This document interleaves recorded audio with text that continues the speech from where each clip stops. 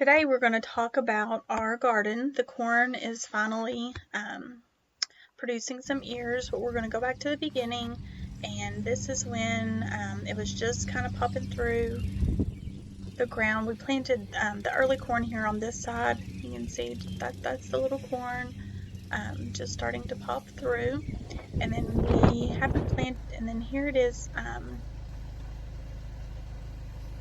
just the other day. We wanted to go over some of the things that we need to know about planting corn and having it do well. Number one, we planted this side first, the one on the right, and then there's another batch on the other side. We also planted several rows deep. That helps with the cross-pollination, so that you can, if you plant them all in one line, a lot of times they don't pollinate each other very well. And so that'll be the best way to do it. There's the later corn that won't be ready for a little while. So we planted this just as soon as we could. You have to wait until the soil is at least a temperature of about 65 degrees.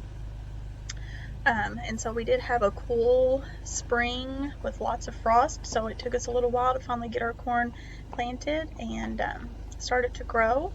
The other thing that you need to think about is to plant the seeds about 1/2 inch deep.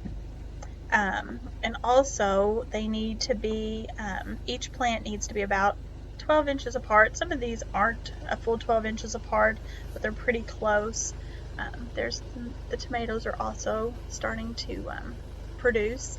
So, and those are some beans, and then that little yellow flower is actually creeping over from the cucumbers that are growing here too. So everything is really coming along. We've got some silks starting on the corn, and so they're making the ears, and the tassels on top